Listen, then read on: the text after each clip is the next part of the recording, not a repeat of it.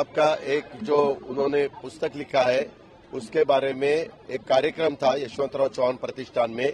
वो कार्यक्रम में मेरे ख्याल से गिरीश कुबेर जी और अपने राजीव खांडेकर जी ऐसे अन्य लोगों ने भी अपने अपने विचार सबके सामने रखे और फिर बाद में लास्ट में पवार साहब उनका खुद का जो कहना है उसके बारे में इसके लिए वो बोलने के लिए उठे।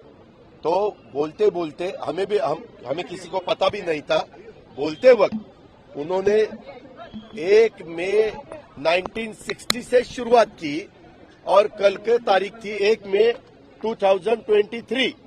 तब तक का थोड़ा सा जो कुछ आज तक हुआ उसमें से जो आप साहब को बताना चाहिए था वो साहब ने बताया। हमें भी थोड़ा सा लगा कि साहब ने 1 मई 1960 से शुरुआत करके 1 मई 2023 तक क्यों आए साहब। लेकिन बाद में पता चला ये सब बताते वक्त साहब ने बोला कि मेरा एज अभी 83 हुआ है, कहीं ना कहीं रुकना चाहिए, इसीलिए पार्टी का जो जिम्मेवारी है प्रेसिडेंटशिप की वो मैं उसका इस्तीफा दे रहा हूं।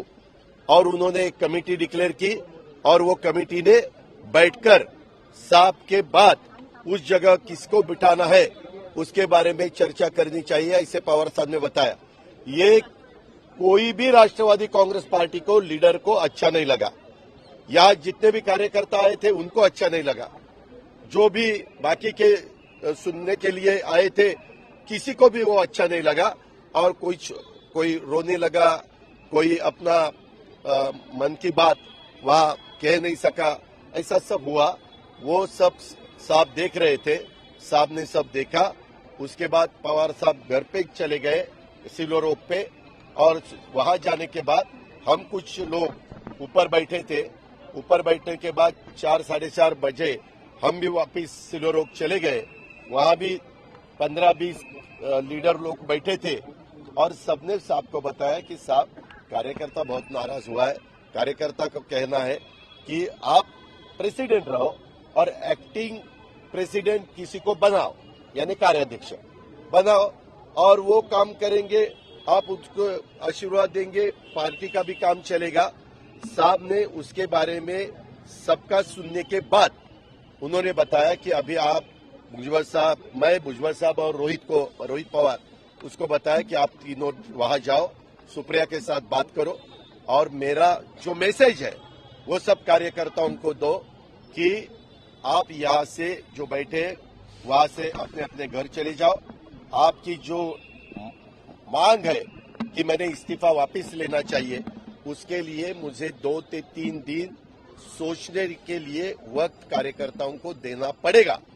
कार्यकर्ताओं ने मेरा सुनना चाहिए और ये यहाँ से कार्यकर्ता उठ के अपने अपने घर जाए, वहाँ घर जाके खाना खाए, नाश्ता करे। जो भी उन्होंने आज सुबह तक कुछ नहीं किया वो उसको उनकी तबीयत के लिए भी वो ठीक नहीं है, इसीलिए उन्होंने वैसा हमें बताया है और वैसा आह्वान हमने सबको किया है।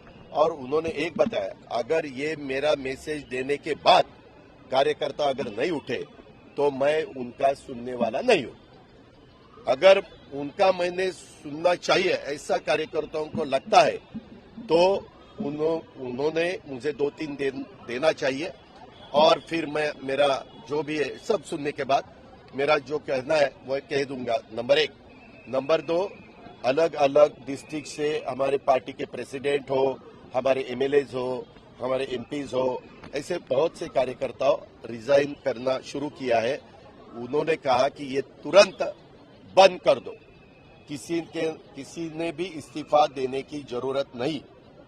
As a Rashtravadi Congress Party एक परिवार के नाते सबने मेरा सुनना चाहिए और 2-3 दिन दे दो।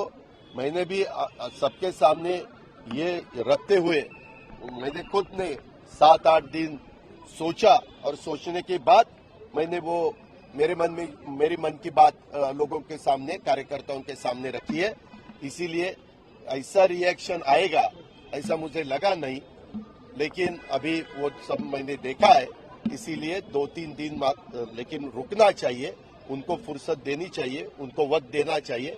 उसके बाद वो सबका सुनकर ठीक तरह से डिसीजन देंगे।